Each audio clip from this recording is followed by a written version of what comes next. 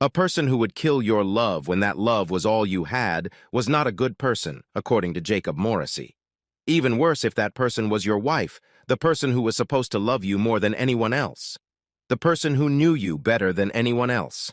The person who saw you at your most vulnerable moments. The man who found his way into your heart, into your bones, into your blood, into your soul. 3. Abauno. How much all-consuming love and cancer have in common. Jacob concluded that some kinds of love, like cancer, are benign. Others are malignant. His wife fell into the malignant category, and like cancer, it needed to be cut out and destroyed. And Jacob knew how to do it. It was so perfect that he was sure even she would appreciate the way it was destroyed. And such a great ending. Jacob looked behind the workbench out the window, at the garden outside the window. It was filled with color. The garden of her English cottage, the very one she had spent so much time creating and planting, the one she loved so much, her pride and joy. But she'd abandoned it, too. For her, it would be like coming home. Yes, Jacob decided, it was poetic. Jacob stared at the blank canvas with the brush in his hand for a long time, waiting for it. It was hard to describe. It was an urge, a longing, a tingling in his fingertips, a flutter in his stomach, a longing in his soul, and a need in his gut. It was a clear vision in his mind that guided his hand. Without it, there was no art. Jacob slowly made the 360 turn, looking around the 4 walls of his studio, each stacked with blank canvases. They leaned casually over him, like regulars sitting with glasses of wine in their hands at a premiere. But unlike the careless collectors, they were pinned with preparatory sketches, each one accusing him, urging him to begin. "What?" he shouted to them. "I'm waiting for it, and so are you. If you want to attack someone, attack it." Jacob frowned and threw the brush. It rolled across the floor, stopping just short of one of the censured canvases. He threw the palette to the floor in anger. It fell face down on the floor with a crash. Still unsettled, he kicked it, enjoying the colorful stain it left on the wooden floor. It was the most creative thing he'd accomplished in months. Then Jacob did what he'd done every day since it left him. He went for a walk. He walked down a long, familiar, tree-lined path. The maples were green with new spring growth. Below them, all the way to the gate in the distance, a river of yellow, white, and green flowers flowed. Daffodils. Jacob's feet were in the present, continuing his journey, his mind lagging behind the past. "Hi, please, Jake. Let's do it. Daffodils are such happy flowers, it'll make the house perfect." Jake hid a smile. Perfect was Grace's favorite word. "Oh, the driveway is so long it would take thousands." "True, but they'll multiply, and every year they'll look better and better. They'll multiply with our happiness." Of course he said yes. He always said yes to her. Jacob frowned, looking at the abundance of daffodils. She lied. She'd said they were happy flowers. And he wasn't happy. Dinner consisted of a can of cold baked beans, which he ate sitting on the floor of his studio. Dessert was a handful of dried apples that had become tough from age and exposure to the air. Their leathery texture gave Jacob's jaw a good workout. He thought longingly of the tender, juicy roast Grace had prepared. Jacob threw his head back and sniffed, imagining he could smell his favorite meat roasting in the huge double oven, pork with homemade applesauce. "Babe, you've got to cut it out. Dinner's on the table," Grace whispered into his ear. Jacob flinched, turned his head, and looked back. There was no one there, and certainly not Grace. She'd left months ago. Now, Shelby was getting a roast from Grace that was to die for. "Shelby? Who the hell is a guy with a name like Shelby?" Jacob asked from the empty room. "Miserable, effeminate, born with a silver spoon in his mouth, an art collector with more money than brains, that's who." Jacob snorted, remembering how he'd described the effeminate man who'd stolen his wife. A man of fast cars and even faster women. A banal, bored, jaded millionaire. Ironically, she met Shelby at Jake's last solo show. The bastard had even bought one of Jake's canvases to impress her. He must have really wanted to get into her panties, and he'd shelled out $45,000 for the privilege. Jake froze in place. He couldn't believe what his eyes were telling him. No, his mind screamed silently. She was just as her name predicted, Grace in motion. All the curves of her body flowed seamlessly into the movements of the man beneath her. Her back arched sensuously, her breasts thrust forward. Her hands rested on his thighs, her head thrown back, her throat exposed. Her hair reached his thighs and swayed back and forth. Jake knew what it felt like. Even in silhouette, Jake knew the truth of what his mind was trying to deny. It was Grace. His Grace. If he'd been watching an adult movie, he would have found this erotic. But this wasn't a movie. This was his wife, and it was obscene. Jake froze for a long moment, hands pressed to his stomach, witnessing his betrayal, witnessing his death. He tore his gaze away from the horror movie playing out before his eyes and looked at his hands. Jacob raised his hands to eye level. He shook his head. For a moment he was sure he saw blood. His hand grasped the neck of the half-full bottle willingly. She knew what he needed. Lips obeyed and obediently opened to accept and close around the moist opening. His throat protested, but his stomach welcomed the fiery water.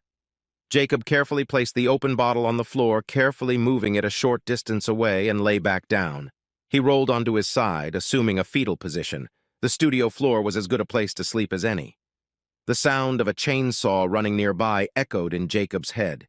He groaned, both at the sound and at the realization that it was someone calling his cell phone. Why had he chosen that as his ringtone? He wanted to go back to sleep, to a beautiful, meaningless oblivion. And he certainly didn't want to talk to anyone. Not today. Not today. Not ever. The sound went on, growing. Jacob growled and rolled onto his back, reaching for his work pants. Glancing at the screen, he saw that it was 2 o'clock in the afternoon. What the hell? Where did the day go?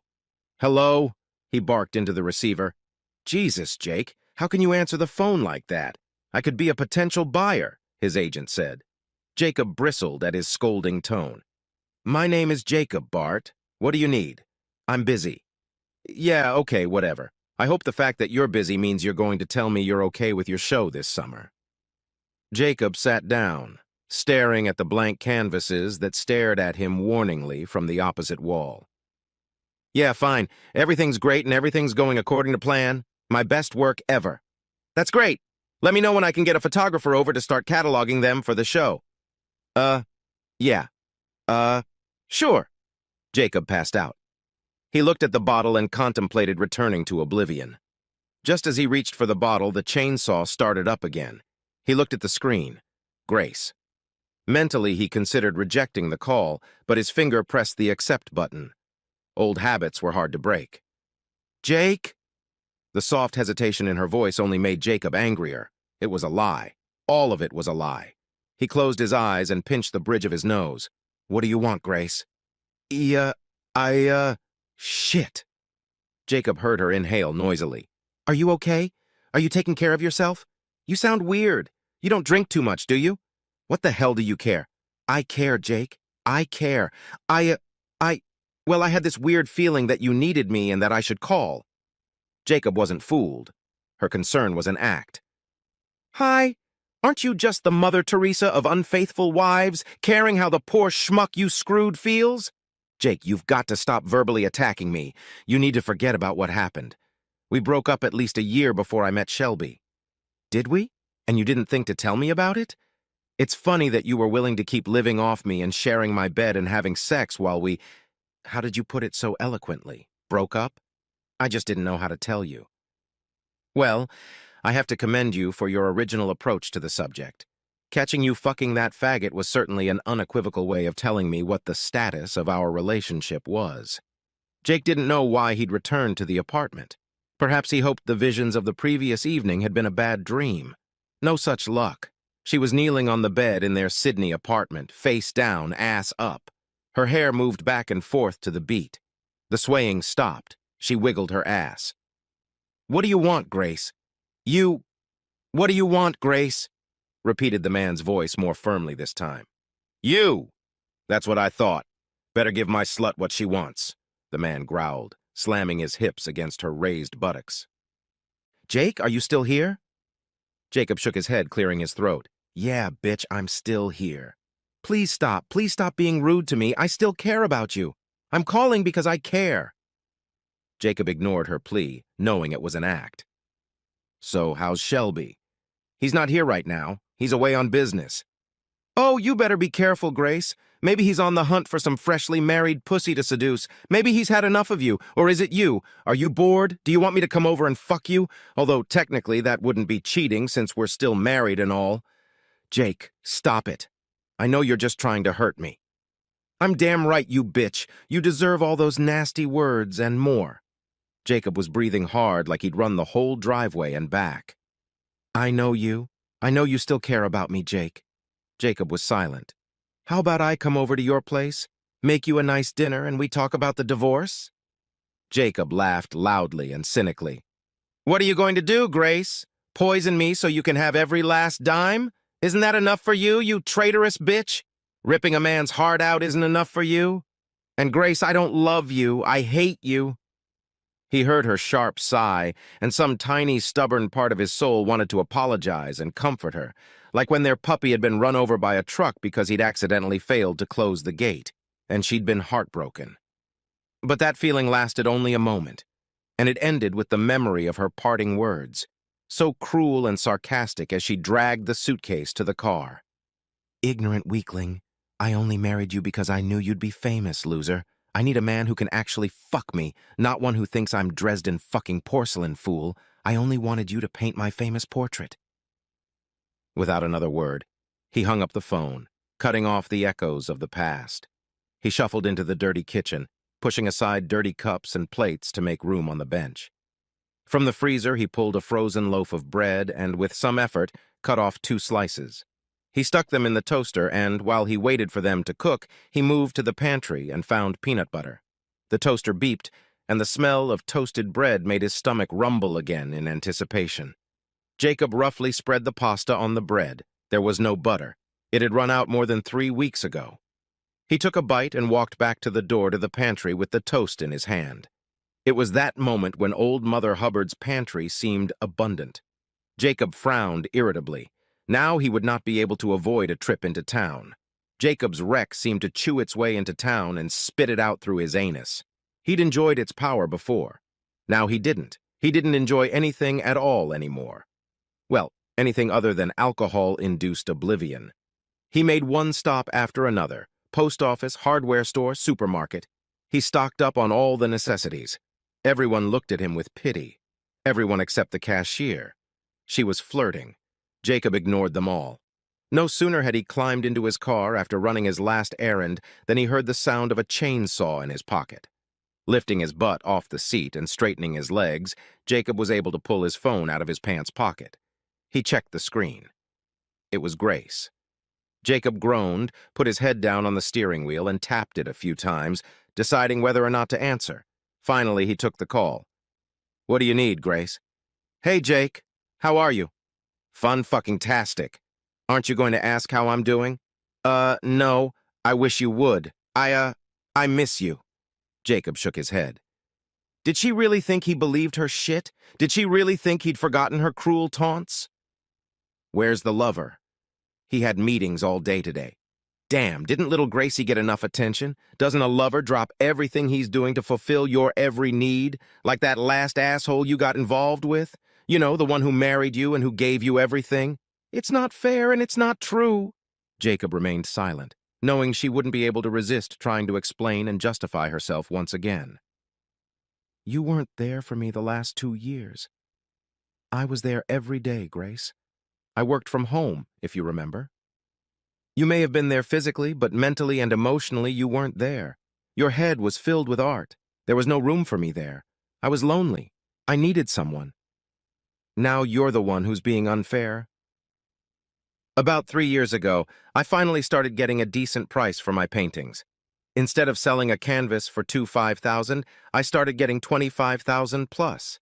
And I didn't hear you complaining when that success allowed us to buy a house. Well, the one you called perfect, and an apartment in the city.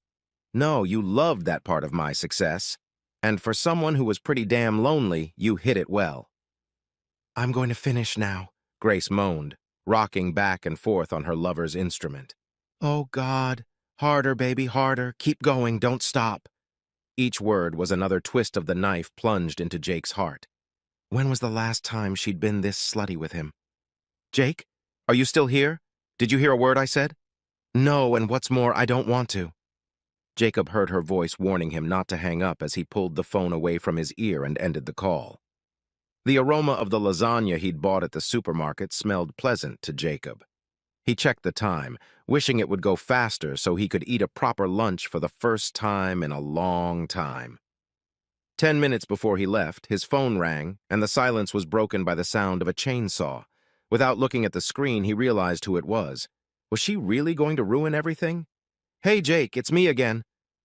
Yeah, I figured as much. What do you want now? I want to talk to you, baby. Jacob growled like a cornered animal. Her attempts to manipulate him were enraging him. Don't call me baby. I'm not your damn baby. I'm Jacob, the guy you dumped. You wouldn't be so upset with me, Jake, if you didn't still love me, Grace snapped, her mask slipping. You're just jealous because there's another man in my bed now, and you wish it were still you. Outside the train window, the lush inland forests were replaced by an increasingly dense urban suburb. But Jake didn't notice it all. In fact, he avoided looking out the window, because instead of the scenery, he saw only images of Grace making love, exactly love with another man. He didn't know why, and the pain of it was almost unbearable, but he felt compelled to do it anyway. He followed Grace's lead. He kept hoping that he would witness her ending her affair, that he would hear her tell her lover that she loved her husband too much to continue. This time she said she was going into town for the weekend. He decided to take the train and rent a car so as not to risk Grace recognizing his car. He parked on the opposite side of the narrow street from Shelby Holborn's mini mansion in the trendy suburb of Paddington and waited. He knew Grace would easily beat him to town. The train was much slower than her little sporty Lexus. He'd already been to their apartment in Bondi and made sure that neither she nor her car were there. Jake figured that meant she intended to stay the night at her lover's house. Jake watched Holborn's neighbors return home, walk their dogs, drive off to an unknown destination, and generally go about their business, and as he waited, he was tormented by the question of her choice of lover. Her choice was insulting in itself. The guy was a spoiled pretty boy, a playboy, inherited wealth. Right out of high school, took a high position in the family firm. Everything was handed to him on a platter. What did Grace see in him? Did she honestly believe he'd change his ways for her? That he wouldn't get bored of her like all the other women he'd pursued? Jake may not have had the same level of wealth as Shelby Holborn, but his last 3 exhibitions had grossed over $750,000 each, and he was now a vibrant presence in the art world. Australia's new Brett Whiteley. On top of all that, he was a self-made man. No one handed him anything on a platter, and he wasn't petty, vain, and selfish. His patience had been rewarded, though for Jake, it was bittersweet. He'd been right. She was indeed going to stay the night at her lover's house. He was close enough to see the slit of her cocktail dress almost reach her waist as she stepped out of Holborn's sleek Ferrari. The bastard didn't even have the manners to open the door for her. He was close enough to see that the neckline of the almost dress was so deep that there was no way she was wearing a bra. Worse, he was close enough to overhear their conversation, which had obviously started back in the car. Do you really think I can get that much if it comes to divorce? Jake's jaw dropped in surprise. Divorce? She wanted to divorce him? He thought the decision would be left up to him. He would confront her, she would beg for forgiveness, swear she loved only him and promise to end the affair, and he would decide to forgive. It would be difficult and take time, but for her sake he would try. He loved her enough to give her a second chance. Yeah, easily. I checked the value of both properties. You guys bought at the right time. Real estate prices have skyrocketed since then. And then, you've got dollars in the bank, his own art collection. Holborn was meaningfully silent. Wow, I hadn't even considered his work. Holborn laughed. They'll be worth even more when he's dead. And of course, being still married to him, you'll automatically inherit everything. But what if he doesn't kill himself before the divorce becomes final? You'll still inherit his estate unless he changes his will, and even then you can contest it. Good God, she wanted him dead. She wanted him to commit suicide. The fact that Grace had used the knowledge he had entrusted to her at the beginning of their relationship to drive him to extremes was too much. What kid wouldn't try to kill himself after being told he was the only surviving member of his family after a car accident? The last bit of Jake Morrissey was dead. Jake, can you at least answer me? I'm Jacob, and no, I can't answer you because I wasn't listening to you. Jacob sensed her anger and frustration. Well, you better start listening. I'm losing my patience fast. You can't avoid me forever. I can try a good old college tryst. He smiled as the mask of her false sincerity fell again. Well, at least do it forever then. Go to the top, asshole, and spare us a divorce. Jacob laughed and hung up the phone. Jacob stood in front of his easel, the now familiar frustration bubbling up from his gut. Nothing. No it. Jacob hated Grace for depriving him of it as much as he hated Grace for her betrayal, for her evil desires. He looked to his left, beyond the workbench, out the window at the garden of her cottage. He had often watched her as she worked in the garden. His latest work had been a semi-abstract depiction of her in various guises in the garden surrounding their house. How could she say he wasn't there mentally and emotionally when he'd spent 12 months following her around, drawing her, photographing her, painting her in her favorite gardens? She couldn't. Her words were lies, deliberate lies designed to poison his memories, a deliberate attempt to rewrite their history by making him out to be the villain, all to justify her deception, her greed. A way to justify her infidelity, a way to drive him crazy, drive him to suicide. Jacob grinned. She could lie to herself and everyone else all she wanted. He knew the truth. The truth was that she was a malignant cancer, a cancerous growth in his life. A fantasy of destroying Grace played out in Jacob's mind.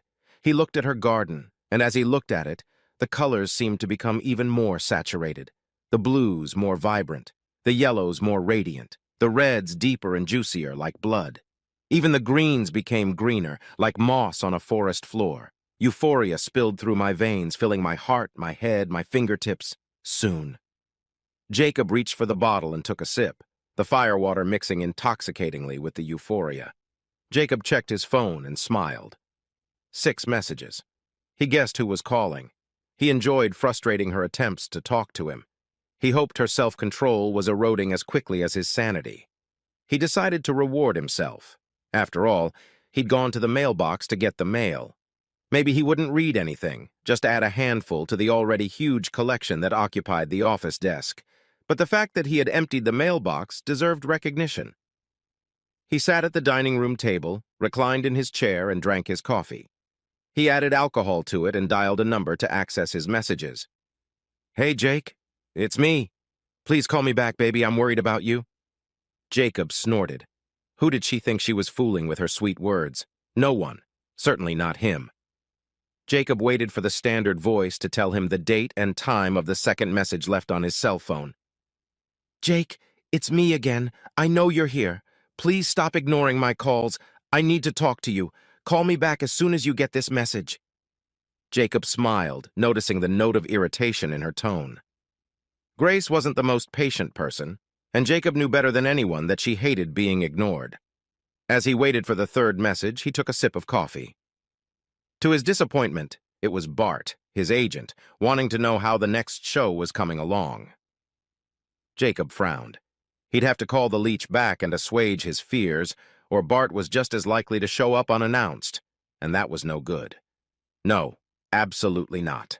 Another sip of coffee, another generic introduction about the time and date of message #4. Jake, you ignorant asshole, you better damn well call me back or you'll regret it. I'm going to make your life a misery. Jacob grinned from ear to ear. Damn, Grace looked upset. Now she was blurting out her messages. And who was it she called an ignorant asshole? At least he always opened doors for her, brought home her favorite chocolates every time he went out of town, and made her coffee every morning, which she sipped while still in bed because she didn't like mornings. Did the handsome Shelby do all that? Jacob thought not. He was probably too busy following in Grandpa and Daddy's footsteps and figuring out what to spend his next million on to bother with such trivial considerations. He certainly wasn't opening car doors for her, and he really liked calling her a whore. Jacob shrugged. Maybe she liked being treated like a cheap whore. Maybe that was where he was wrong. Cherishing her and treating her with love and respect certainly didn't work. Message number 5 was a return to sugary sweetness. A fervent apology full of affection and requests to call her. It should have won her an Academy Award. When Jacob received the last message, he experienced a mental high. He selected the number on the messaging service necessary to repeat the message. He closed his eyes and leaned his head back, savoring the jubilation. "This is it, Jake. My patience is at an end. I will no longer be avoided by anyone. I'm going to the house, and you damn well better be there." Jacob selected the option to save the message. He refilled his coffee, added another shot, and walked into his studio. His gaze immediately went to the window. He put the phone to his ear and listened to Grace's last message. He smiled as he looked at her cottage garden. Soon he promised the flowers, soon she would be home. Jacob heard the car before he saw it. He smiled, jumping out the back door and rounding the side of the house to the side of the cottage where Grace lived. Grabbing a weapon he was sure Grace would appreciate, he found the hidden entrance to the garden, a narrow zigzag path where every turn was cleverly disguised, and cautiously made his way to the grassy center where she had placed a low stone bench. She called it her secret garden, her secret place to think or read or dream. Jacob went there to hide. Behind a wall of shrubbery, Jacob marveled at how cleverly Grace had arranged the garden. A large hill rose slowly in height, and different kinds of flowers were planted in tiers. She had said at the time that it allowed her to grow more varieties, showing them off. The garden looked impenetrable.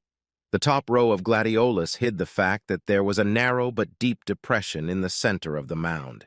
If Jacob had wanted to, he could have stood halfway up the side of the hollow and gone unnoticed, and Jacob was 6 feet tall. Instead, he made himself comfortable and waited. He listened for a car approaching.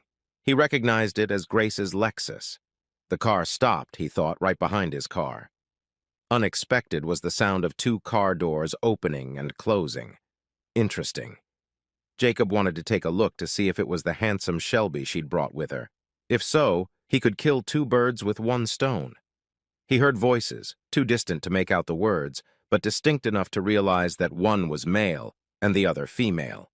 Jacob smiled. He closed his eyes so as not to be peripherally distracted, and focused on the sounds, which grew louder as they approached. "He should be here," Grace said. "His car is here. I'll check inside. Maybe you could go around the house and see if he's anywhere outside?" "Sure, babe. I can't wait to see his face when he sees I'm here with you." Jacob grinned. Handsome Shelby might well see more than he expected before the day was over. Grace giggled. "You're so bad, sweetie. You like bad, my little slut?" "Yes, I do. We are a couple made in heaven. Do you think my confronting and mocking him will be enough to piss him off?" Jacob shook his head at Holborn's arrogance. He could only assume that they thought he was in his studio and couldn't hear them. "I hope so. I'm so sick of pretending to care. Do you have any idea how hard it is day after day, year after year, to pretend you're a pretty butterfly when you're really an eagle?" Jacob's lips curled at Grace's metaphor. She wasn't a majestic eagle. She was a hyena, a scavenger ready to pounce on a corpse. "Now who's the bad guy?" Grace giggled again, repeating Holborn's words. "You like the bad. That's why you love me. You and I are alike." Jacob heard the front door open. The walls muffled her voice, but he could make out that she was calling his name. He imagined her going from room to room, her frustration growing when she didn't find him. "Yes, Jakey Poo," Jacob heard Shelby mutter. Come out, wherever you are." Shelby's snide, condescending tone didn't bother Jacob. He knew he'd have the last laugh. He listened, hearing the doors open and close, Grace calling his name. Everything was quiet for a moment, and Jacob wondered where she was. "Shelby?" Jacob had an answer. Jacob realized from the closeness and direction of her voice that she was standing at his workbench, calling to him through the open studio window. "Yes, baby," Shelby answered. Judging by his footsteps, he was approaching from the back of the house. "Did you find him?" "No, I haven't checked that shed in the backyard yet." "It's a pottery shed." There was a pause, and Jacob imagined Shelby's questioning look. The previous owner had been a professional potter. There are 2 state-of-the-art kilns and an electric potter's wheel. He passed away, and we bought the place from his daughter. "I take it he's not in the house?" "No, and you should see the place. It looks like it was hit by a bomb. I don't think he's done the dishes or changed the linens since I left. There are empty bottles everywhere. The trash can is overflowing, and it stinks to high heaven. From the looks of it, he's given up a lot. This might be even easier than we thought. Jacob noticed that Grace was speaking quite calmly. There was no worry in her voice. You'd think she was discussing the weather, not her husband's suicide. Do you think he's already killed himself? I don't know, maybe, Grace said thoughtfully. He's certainly been talking differently lately, and it's not like him to ignore my calls. Maybe I should check out the pottery barn. Yes, you can, and I dare you to take another look around the house. He's probably hiding in a closet or under a bed or somewhere equally stupid. All right, I'll meet you back here in 5. Jacob's pulse quickened. His ears were ringing. The time was almost up. He took slow, deep breaths to calm himself. Jacob slipped the weapon into the back pocket of his work pants and moved back down the narrow path as quietly as he could, stopping in front of the entrance and crouching. He flinched when the weapon rested against him and shifted his position slightly to relieve the pressure. He counted down the minutes, anticipating the impatience that would overwhelm him. The muscles in his thighs protested the forced immobility, but he ignored the discomfort. He waited until Shelby was half a meter from his hiding place. Hey, lover boy, you looking for me? Jacob asked nonchalantly, getting up and walking out of the garden. Shelby turned around, clearly surprised. He reflexively took a step back. What the hell? Where? Shelby fell silent. He shook his head, squared his shoulders, recovered, and took a step forward. Well, look at you, Jakey boy. Aren't you a sight to behold? Anyone would think you'd lost your wife. Jacob tilted his head to the side as if perplexed. Wow, I didn't realize you were not only a clown, but also a corporate custodian. That must look good on your resume. Careful, Jakey boy. You're forgetting who's in charge. I'll give you a hint. It's not you. I already have your wife, and by the way, isn't she sweet? That's a lot of woman for you. A woman like Grace needs a firm hand, not the love crap you've showered her with. Shelby Holborn grinned evilly. And, Jakey boy, I have to say that after my little trip around your hacienda, I've decided that I really like the idea of a country house. Yes, I think I'll take it too. Jacob smiled. It was more of a thinning of the lips, a baring of the teeth. He stepped forward, shortening the distance between them, and cupped his hand around the weapon in his back pocket. Holborn raised his hands, clenched them into fists, ready to fight. He was too slow. Jacob had entered Shelby's personal space, making it impossible for Holborn to identify Jacob's weapon without breaking eye contact, and Jacob was sure he wouldn't. Too bad, Jacob thought. I wish I could see the realization of his imminent death in his eyes. Oh well, you can't have everything. Jacob stabbed the garden fork, its tines carefully sharpened, into the soft flesh of Shelby's belly. And she was soft. The boy should have spent more time doing belly exercises. With one hand, Jacob angled the fork upward, pressing hard, aiming to pierce Shelby Holborn's heart. Apparently, the weight of the man's heart was indeed through the stomach. He would have preferred to rip out his heart. It would be more symmetrical that way, but piercings would have to do. With his other hand, he covered his mouth, muffling his screams. He stared intently into Holborn's eyes, enjoying the expression of shocked horror. Holborn's hands clutched at Jacob's arms as if trying to hold him down. Jacob brought his face so close to Holborn's that their noses were almost touching. He gave him a deliberately mad look. Get the fork, Holborn. Jacob laughed happily at the play on words, and he was sure that even Martin Riggs, Mel Gibson's character in Lethal Weapon, would have been pleased at his cleverness. Shelby? Jake? Grace's voice distracted Jacob from his joke for a moment. He looked over Holborn's shoulder and smiled at his wayward wife.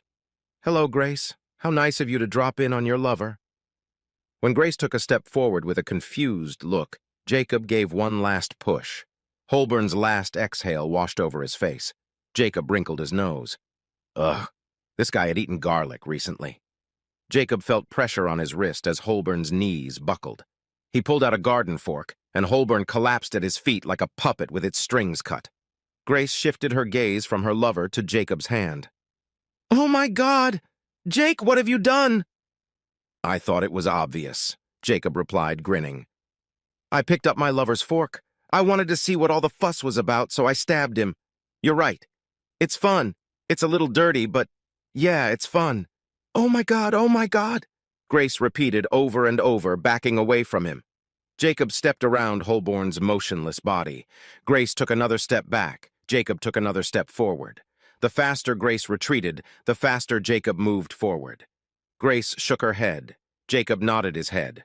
Then she turned and ran. Jacob darted in pursuit. Adrenaline pulsed in his veins, and he realized what it was to be a lion chasing a gazelle. It was intoxicating. He closed the gap, adjusting his grip on the garden fork. Sprinting at full speed, he boomeranged the fork at Grace's legs and grinned as she fell face first onto the lawn a meter away from the car. In a moment, Jacob was on top of her, flipping her over onto her back and riding her, pinning her arms to her sides with his hips. He squeezed her tightly, risking a sideways lean to reach for a garden fork. "Loverboy said you like it rough, that you need a firm hand." "Well, how do you like it, Grace?" "Jake, don't, please don't," she whimpered, clearly frightened. "I'm not Jake. I'm Jacob." "What? Jake? Please don't hurt me. You love me. I know you love me." "Read my lips, bitch. My name is Jacob. I'm not Jake. Jake loved you. I didn't. Oh, God, he loved you so much. He was the only person who cared about you. You were his reason to breathe. And how did you repay his loyalty? You fucked him. You killed him." Grace sobbed, rolling her head from side to side. "Jake, you're not making any sense. Please, listen to me. You're not this Jacob. You're Jake Morrissey. You're my husband, and you love me. Just like I love you. Just like I've always loved you. I came here today to apologize to you." Jacob laughed. "Nice try, bitch. That's why you brought your lover. Was he going to apologize too? Yeah, you loved Jake. Of course I did. That's why you spent months trying to throw him off balance. You tried to kill the guy who gave you everything. But even then, you and your lover didn't have the guts to do it on your own. You wanted Jake to do it for you. The guy who gave you the perfect house with the perfect garden. Tried to be the perfect husband and give you the perfect life. And what did you give him? You're Jake, you love me," she sobbed. "No, I don't. When Jake looked into your eyes, do you know what he thought he saw? An angel. A sweet and perfect angel. You're Jake, not Jacob." Grace wriggled and twitched, trying to get free, but Jacob sat on her like a rodeo cowboy, and his weight was too much for her to throw off. "Do you want to know what I see when I look into your eyes?" Grace whimpered, tearfully repeating her earlier words. "You're Jake, Jake Morrissey, and Jake is gentle and kind. Jake loves me. You are not Jacob. I see a cancerous tumor. What do we do with malignant tumors?" Like a broken record, Grace sobbed. "You're Jake, Jake Morrissey, and you love me. We cut them out. That's what we do." With those words, Jacob pierced the cancer's lying eyes. Jacob whistled as he mixed Holborn's ashes with the fertilizer of blood and bones. The daffodils would be thrilled with the upcoming fertilizer, just as the cottage garden had fallen in love with Grace. The thought of Grace in the garden reminded Jacob that he needed to move the sprinkler. Mentally, he ticked off the to-do list. Delete Grace's phone messages. Check. Drive the Lexus to Sydney disguised as Grace. Check. Sneak into Sydney apartment and leave signed divorce papers. Check. Dispose of Grace and Holborn's cell phones along with the disguise. Check. Using the second disguise to get on the train. Check. Disposing of the second disguise. Check. Vacuum the inside of the stoves. Check. Wash the inside of stoves with bleach. Check. Clean the chimneys of the stoves. Check. Make dishes for kiln firing and use in artwork. Check. Scatter grass seed around killing areas, fertilize, and water. Check. Clean the house from top to bottom. Check. Shower, shave, and cut hair. Check. Show up to town again looking normal and healthy. Check.